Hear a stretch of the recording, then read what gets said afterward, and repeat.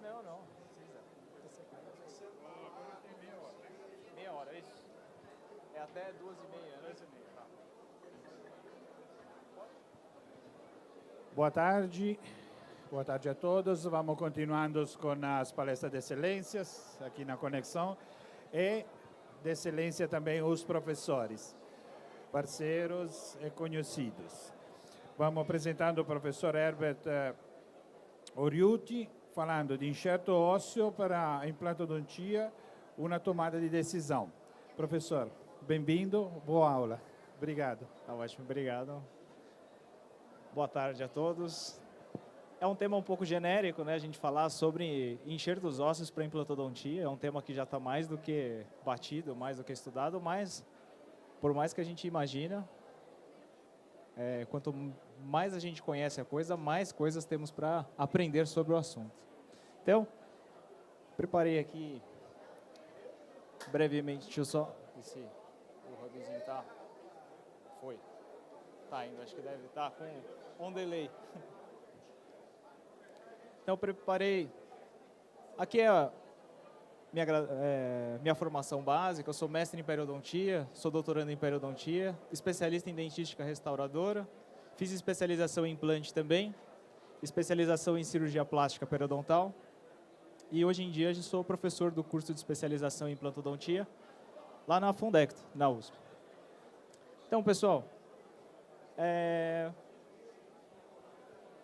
com relação à implantodontia, né, quando a gente fala de enxertos para implante, a gente sempre pensa no posicionamento tridimensional do nosso implante. E para isso, muitas vezes, um defeito ósseo ele pode complicar aonde a gente vai colocar o nosso implante. Então, pensando sempre na zona de conforto, onde a gente deve colocar melhor o nosso posicionamento do nosso implante, no sentido mesiodistal, no sentido ápico coronal, sabendo que o nosso implante ele deve ficar envolto ao redor dele, tecido ósseo viável de até 1 milímetro de osso viável, saudável ao redor do nosso implante. Então, quando a gente pensa em alguns erros de planejamento, muitas vezes a tomada de decisão ela foi feita, muitas vezes na ausência da quantidade óssea suficiente. Então, quando a gente para pensar em defeitos gengivais e defeitos ósseos, a gente sempre pensa aqui na posição tridimensional do nosso implante. E para isso, muitas vezes, para corrigir esses tipos de defeito, a gente precisa lançar mão de técnicas de enxertia, e para isso é importante que a gente saiba também usar o melhor material. Então a gente precisa respeitar a biologia do tecido ósseo, do nosso leito receptor e também as limitações que nós temos com relação ao uso do nosso biomaterial. Então, quando a gente pensa em defeitos ósseos, quais tipos de defeitos ósseos nós podemos ter? Pensando nisso, eu trouxe algumas classificações para vocês. Está passando sozinho aqui, ó. Trouxe algumas classificações aqui para vocês. Iniciando pela classificação de Sabre de 1983. A classificação de Cowwood-Howell de 1988. Eu acho que não está. Está ótimo, obrigado. A classificação, né, do consenso, do 8º Consenso Europeu, na conferência de 2013. A classificação de Bennett e Hammer, de 2014. E a classificação da nossa casa, da USP de São Paulo, de 2018, de Pellegrini e colaboradores. Passando, inicialmente, pela classificação de Sabre, ele classificava, né, os defeitos ósseos entre classe 1, classe 2 e classe 3. Sendo que o classe 1 eram defeitos horizontais, o classe 2 defeitos verticais e classe 3 associação de ambos os defeitos, classe 1 e classe 2.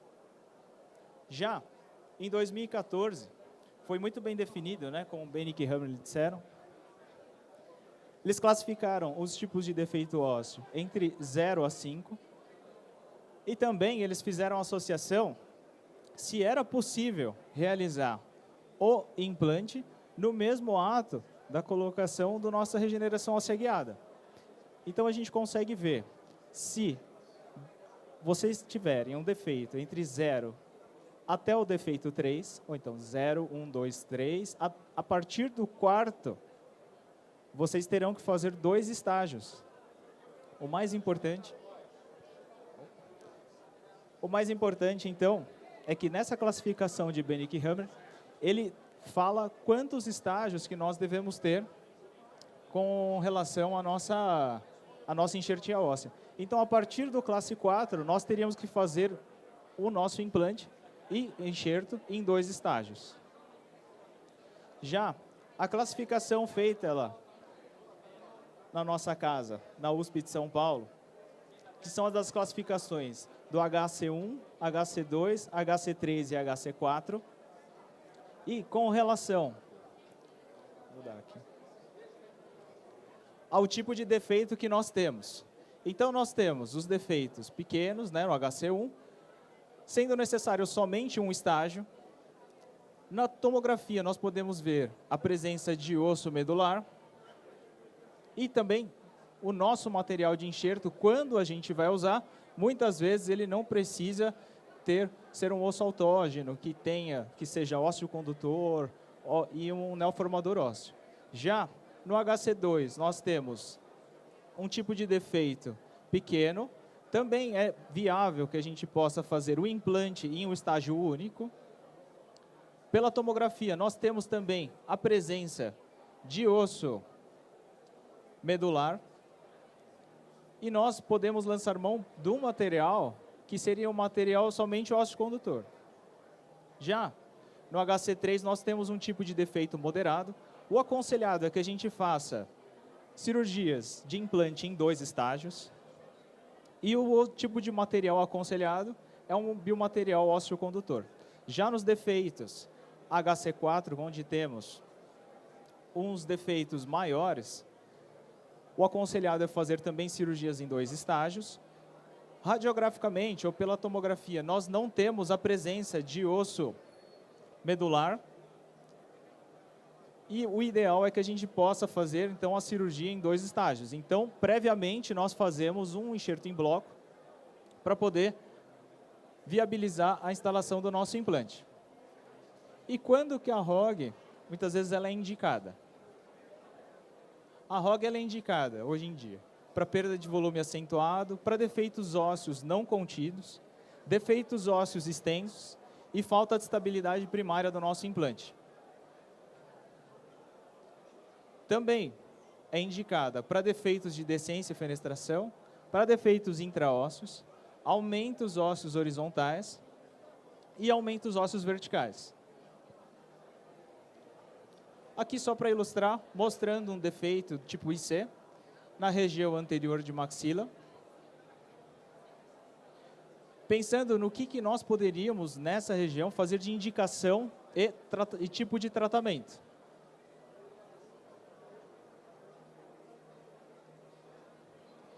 Pensando nisso, né, o que passou rapidamente. Pensando nisso, a ROG, né, a regeneração óssea guiada, a gente pode considerar que ela é previsível?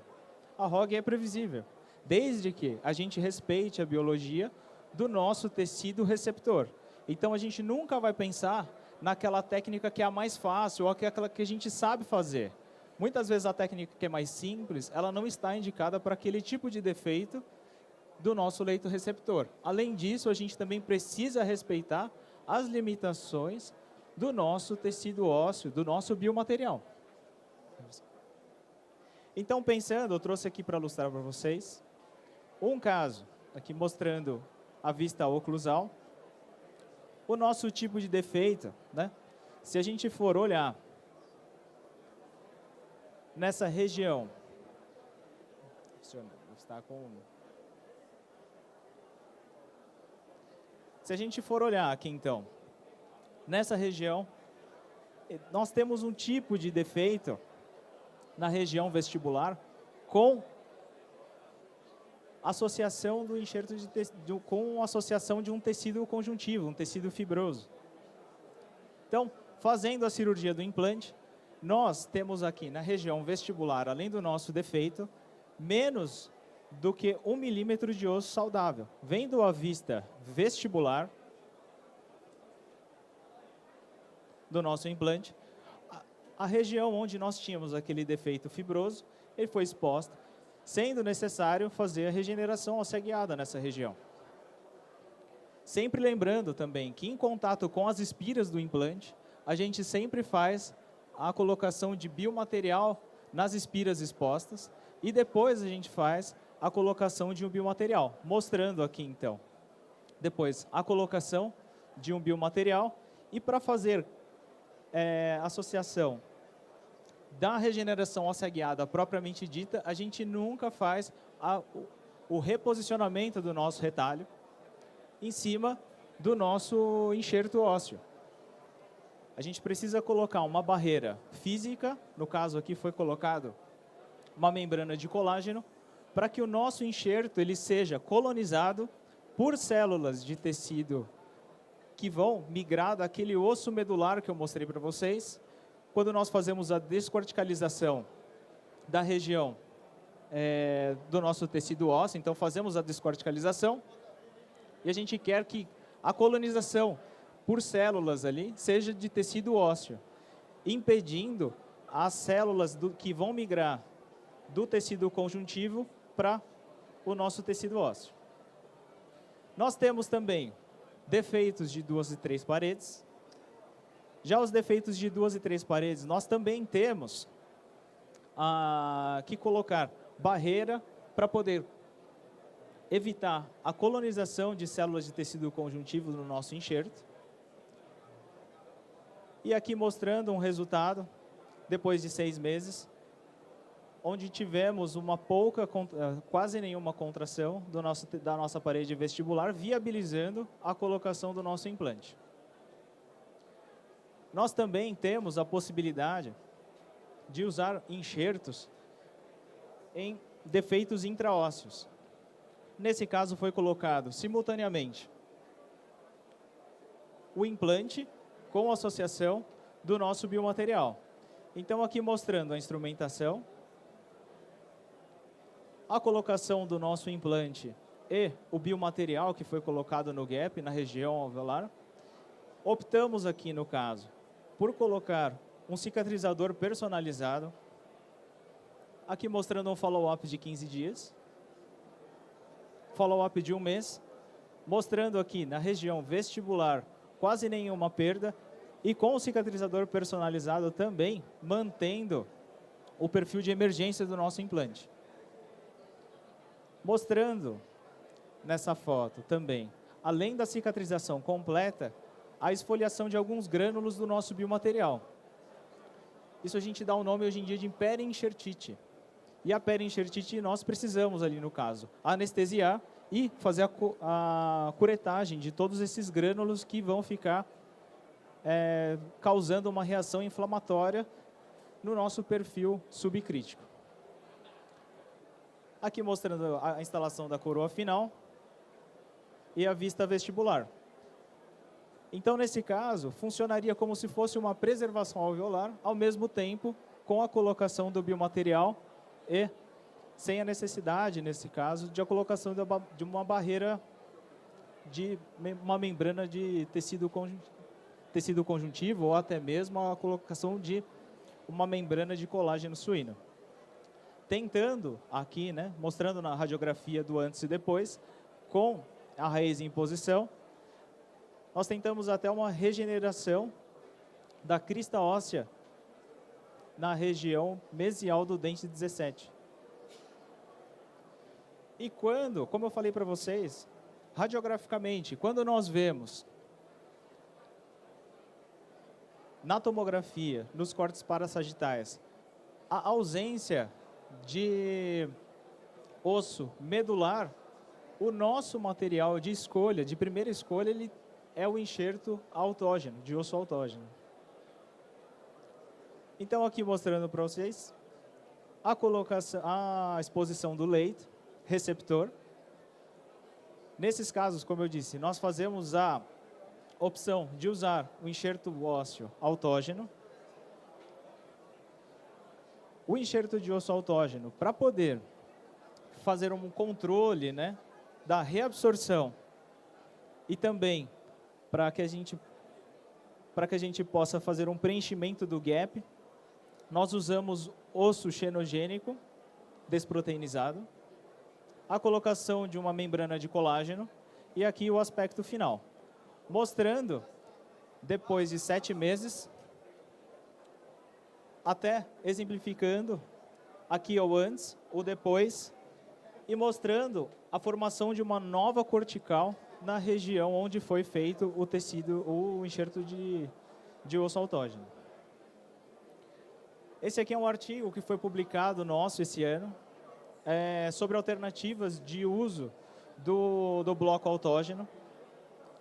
Um dos braços da pesquisa foi a Universidade de São Paulo e o outro braço da pesquisa foi a Universidade de Zurich, em parceria com o professor Christopher Hamel e Frank Schwartz. Nós publicamos esse ano na Journal Clinical Periodontology. E o substituto ósseo que nós usamos, ele já na literatura era citado, né, com um aumento de largura de rebordo de 3,88 de média e desvio padrão de 1,75, que é um resultado semelhante ao uso do bloco autógeno.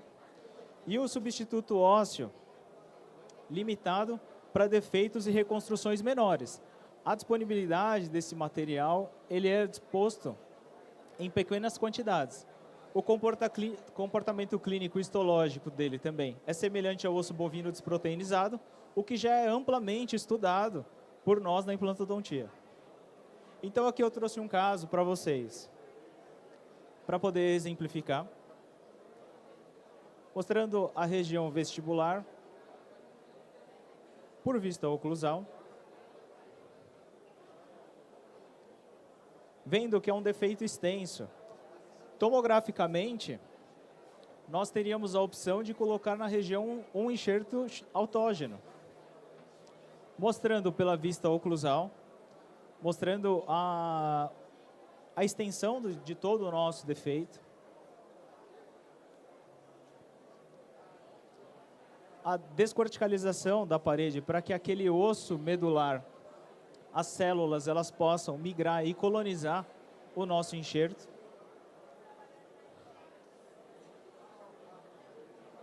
A fixação ali na região. Esse era o nosso dispositivo de estudo. Por vista oclusal. Também, assim como o enxerto de tecido, o enxerto ósseo autógeno, nós também fazemos o preenchimento do gap com o biomaterial xenogênico desproteinizado. A colocação também de uma membrana de colágeno suíno. Esse aqui é um pós-operatório imediato. E aqui, depois de 7 meses de acompanhamento, fizemos as tomografias prévias e em 8 meses fizemos a nova intervenção para a instalação do nosso implante. Aqui mostrando só a instalação do implante, então aquele defeito ósseo que nós tínhamos. Nós tivemos um ganho de tecido ósseo considerável, que foi viável, que viabilizou a instalação do nosso implante. Então aqui só mostrando a tomografia inicial, 7 meses de acompanhamento do nosso enxerto e a instalação do implante com acompanhamento de 4 meses.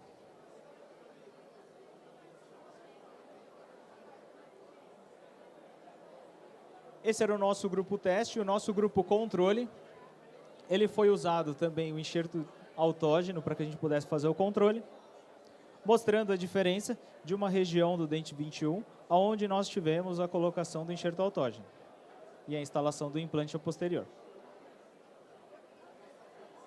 Então, esse biomaterial ele foi desenvolvido e foi muito interessante porque nós também poderíamos usar em rebordos com menos de 4 milímetros de espessura, falta de estabilidade primária no implante e presença de osso medular.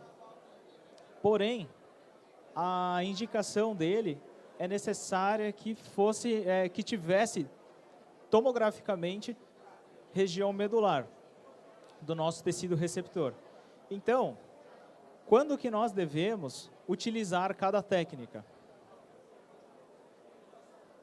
Aqui eu trouxe uma árvore de decisão de Fu e colaboradores em 2011, onde ele faz a avaliação do nosso tecido ósseo pela largura vestíbulo e lingual.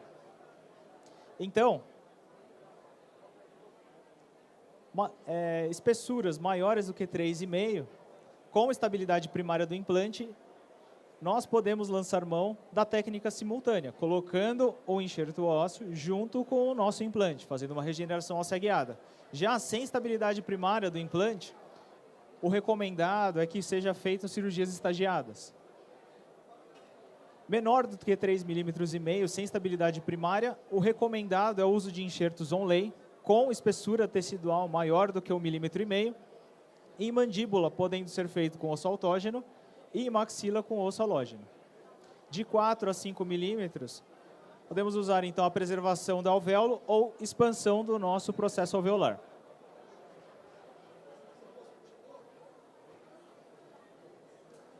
Então, só mostrando aqui o que a gente deve usar como custo-benefício para o nosso paciente.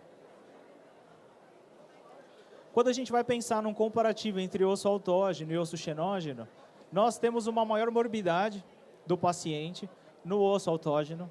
Nós temos 2 sítios cirúrgicos quando vamos fazer o osso autógeno. O tempo cirúrgico ele é maior e o custo, quando pensamos no custo material, ele é maior no osso xenógeno. Mas, quando a gente fala em um custo profissional, aí esse padrão ele acaba se invertendo.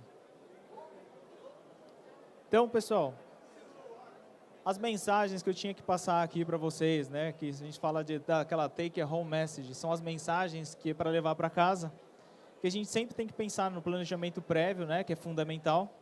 A gente deve dominar a biologia envolvida nos materiais, né, tanto do leito receptor quanto do nosso biomaterial que a gente vai escolher.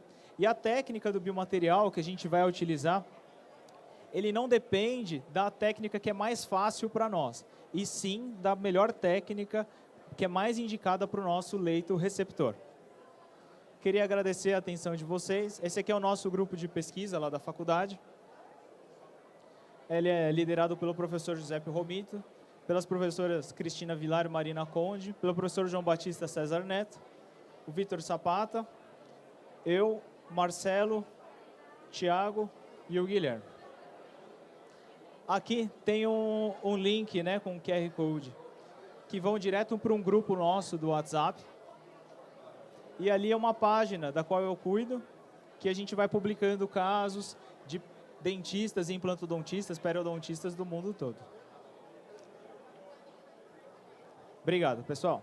Agradecemos o professor Herbert Oriucci per ter acrescentado algo mais do nosso dia a dia, seu conhecimento. Obrigado por tudo, a Conexão agradece. Eu que agradeço. Obrigado.